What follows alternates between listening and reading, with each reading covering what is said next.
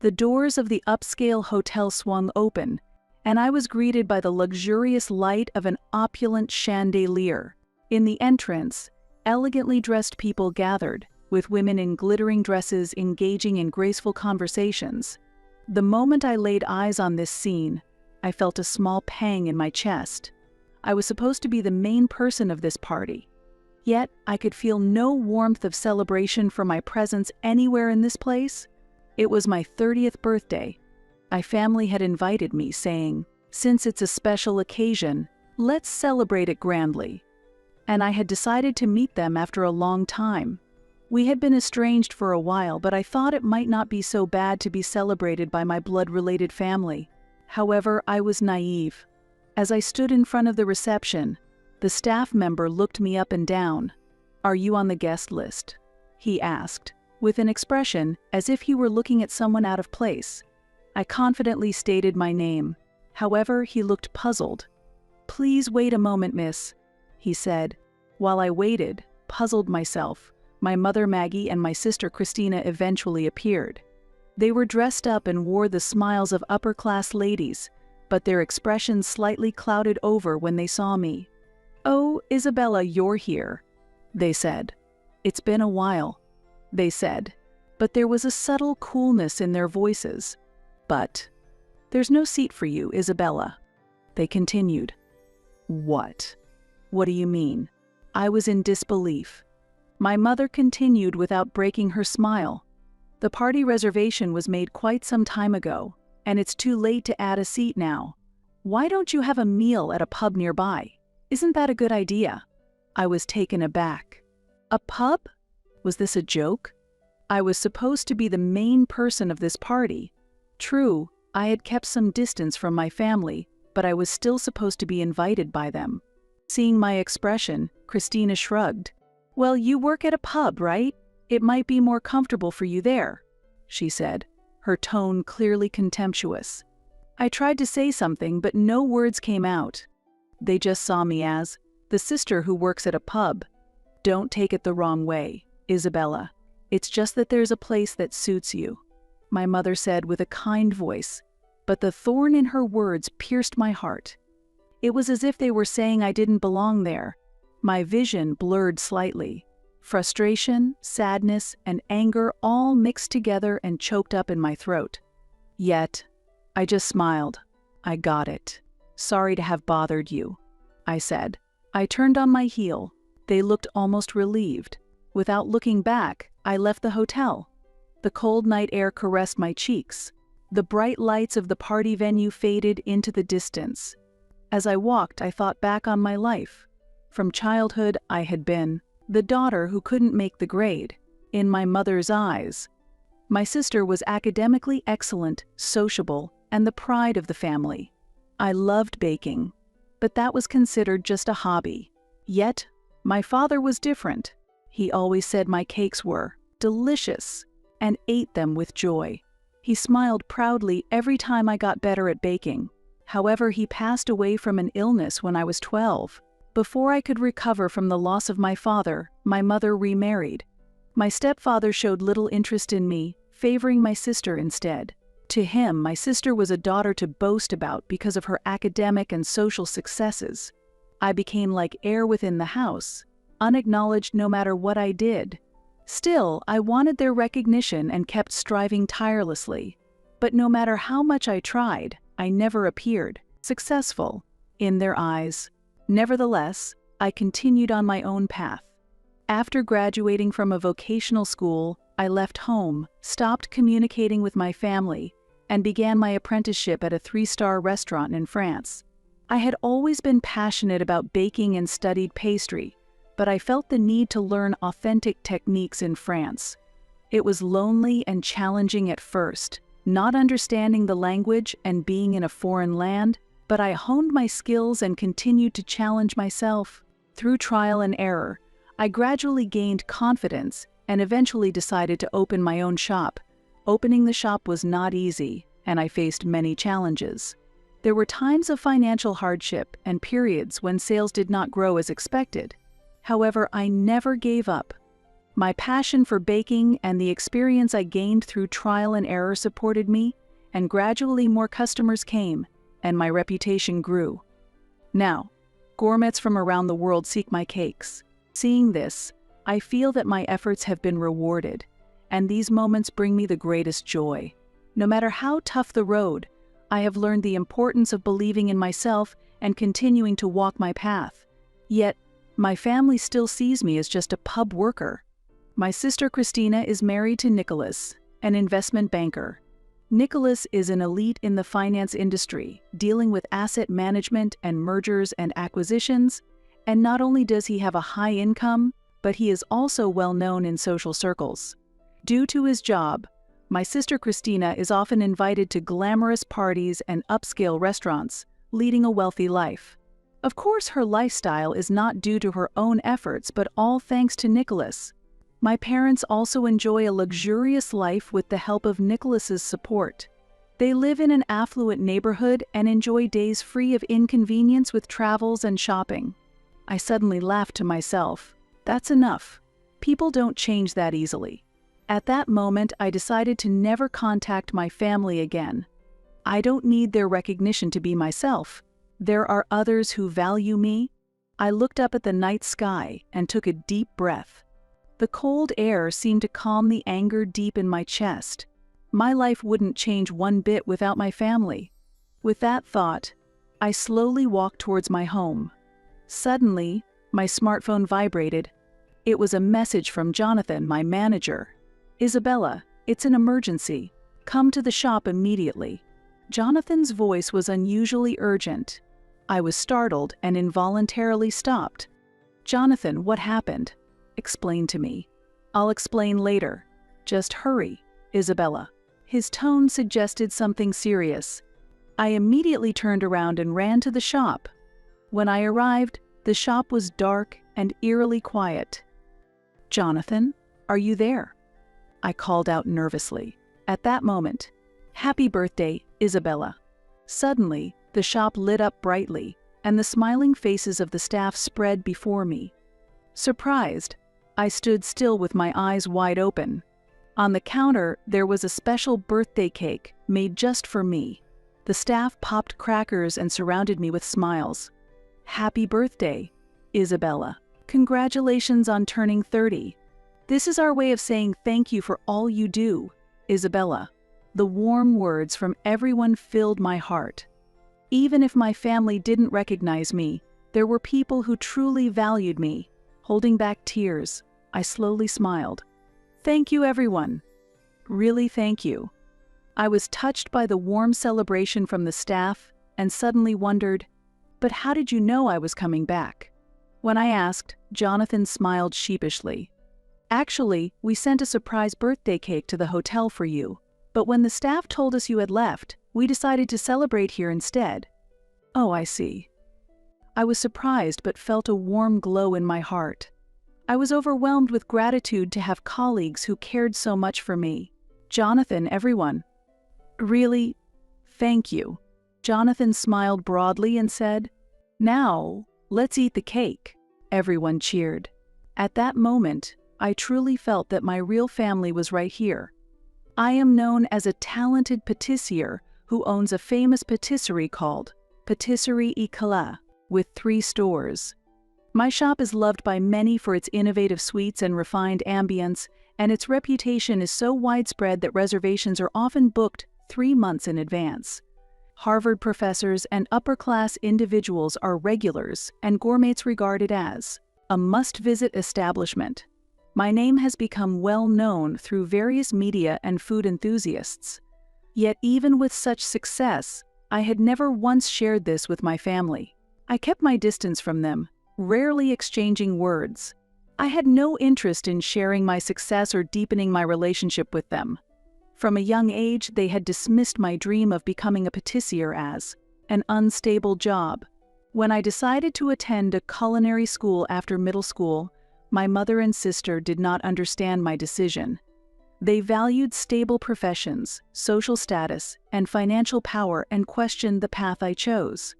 They always demanded practical choices without understanding my passion for baking or my pursuit of my dream. I felt confused and lonely in my heart due to the difference in values with my family. Therefore, I distanced myself from them, and even after achieving success through my efforts, I did not confide in them. For me, Patisserie Éclat was not just a shop but a place to prove myself. Even if my family didn't recognize me, I could captivate people with my skill and passion. That pride kept me moving forward. 2 months after my birthday, an international patissier competition was held.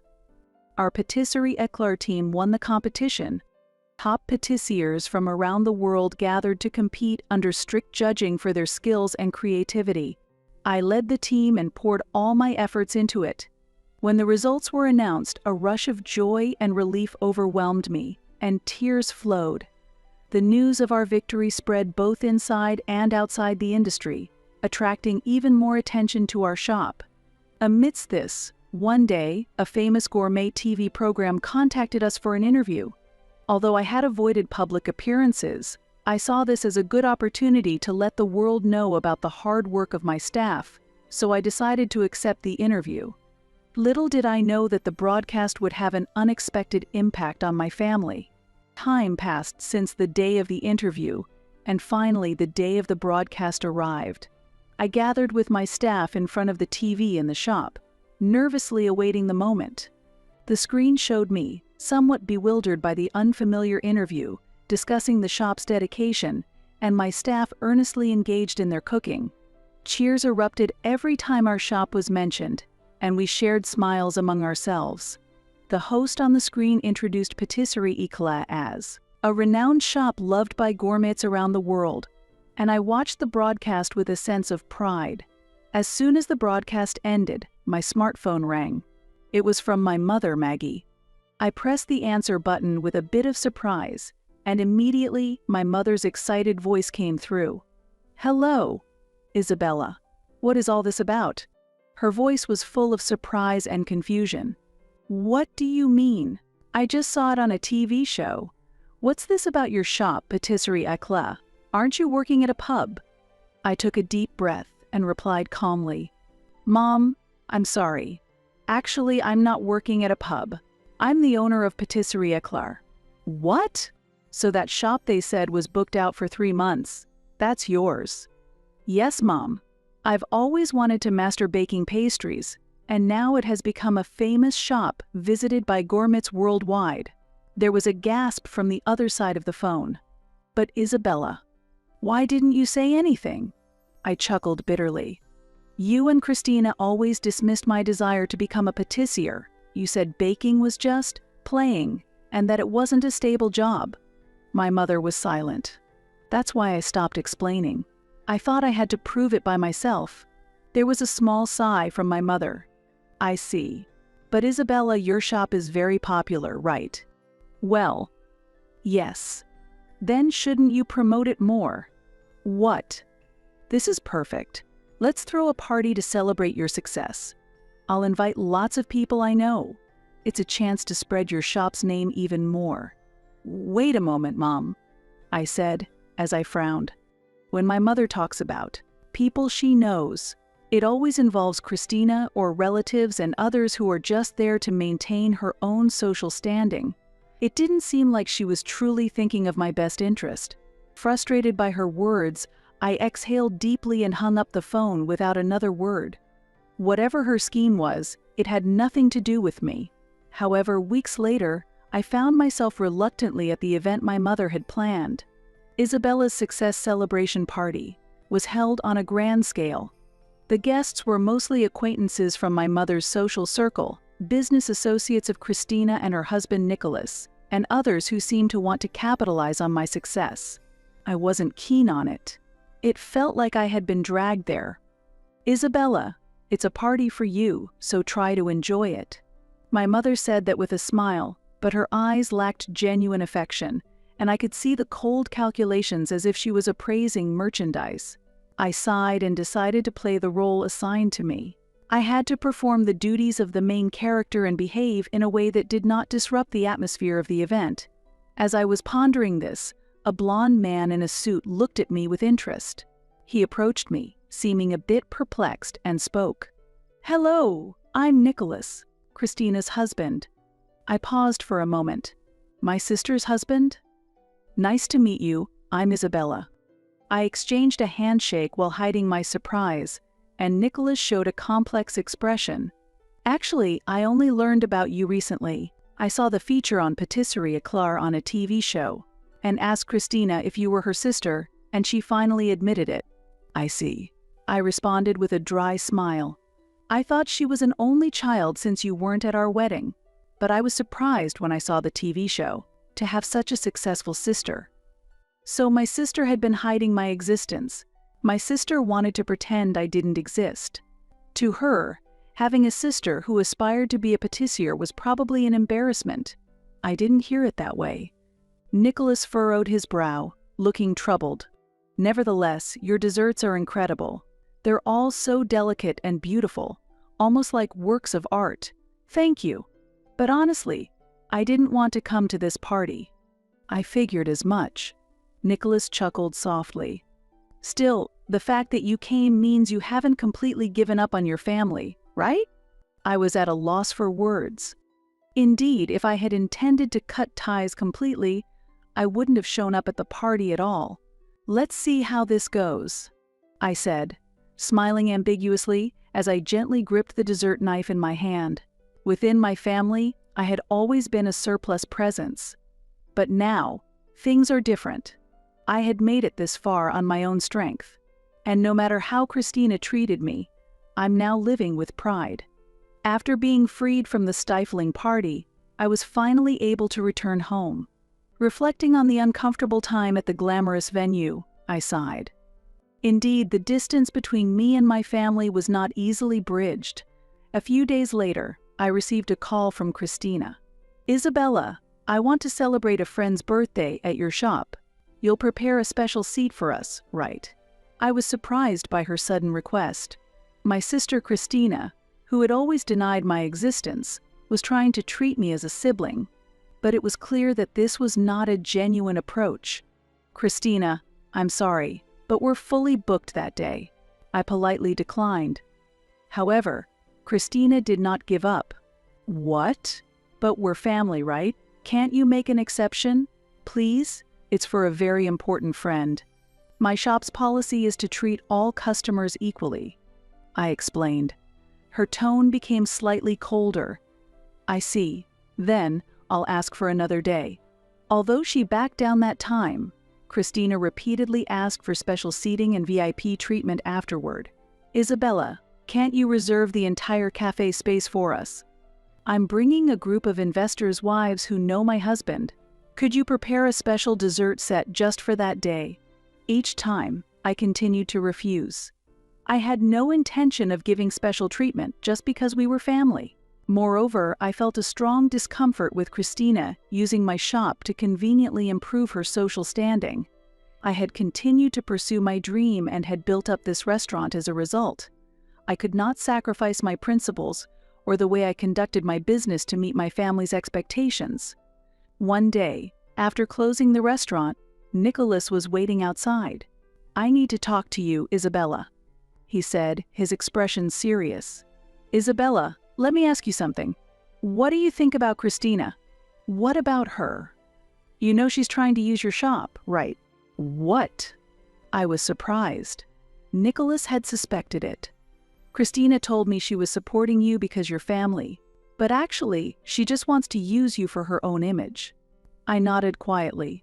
It's always been like that, denying my dreams while treating me like family only when it suited her. If I hadn't been successful, there wouldn't have been such a party. Nicholas sighed. I didn't know that side of Christina until I married her. But meeting you, I've come to understand her true nature. Nicholas. Isabella, I can't take it anymore. I now understand why you weren't acknowledged as family. She always judges people based on what value they have for her. His words made the feelings that had been sinking in my heart quietly surface. Nicholas. Are you thinking about divorce?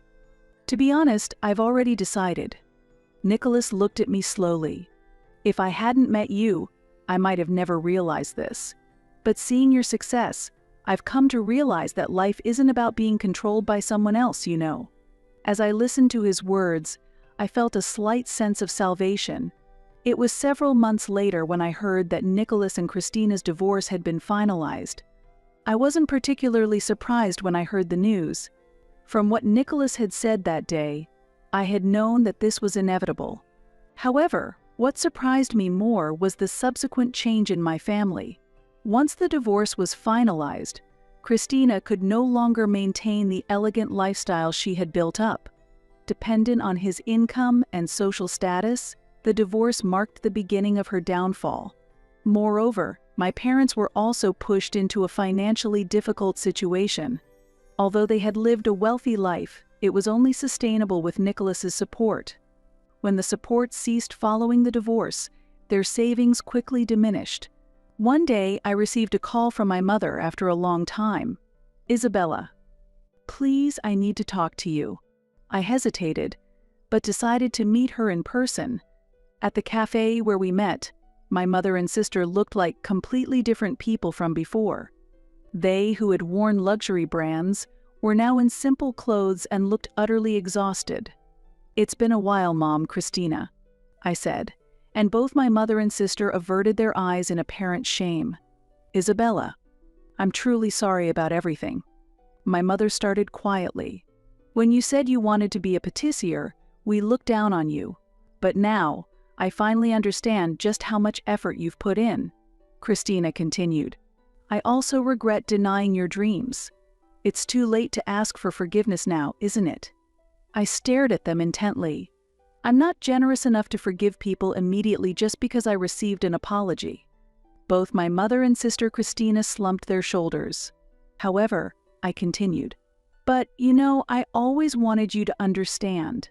A person's worth isn't determined by their financial wealth." My mother and sister listened silently. "When I pursued being a patissier, you dismissed it as unstable or a trivial job. But I think anyone who takes pride in their work is respectable, regardless of the job. On the other hand, those who rely solely on others without trying to live on their own might be truly impoverished. Don't you think?" My mother nodded quietly, and Christina bit her lip. Later, I heard that Christina had started working as a waitress at a diner. Initially confused, she began to understand the meaning of living on her own through her busy daily work. My mother also decided to work as a cleaner along with my stepfather. By doing the work they had previously left to servants, they seemed to finally understand the value of labor. Seeing them like this lightened my heart a little. I hadn't completely forgiven them. But if my family was acknowledging their mistakes and trying to move forward, I wanted to watch over them. The bonds of family can be broken in a moment, but repairing them takes time. Still, we would slowly build a new relationship. A few months later, I visited the diner. Seeing my sister Christina working confidently, I was surprised. She was like a different person, working with pride. That sight made me feel something. And one weekend, at a diner where the family gathered, I softly said, "Next time, let's have dinner at my place. I'll bake a cake. What do you think?" The moment I uttered those words, I felt a warm atmosphere flow through us. Although it was gradual, we were slowly reclaiming our family bond.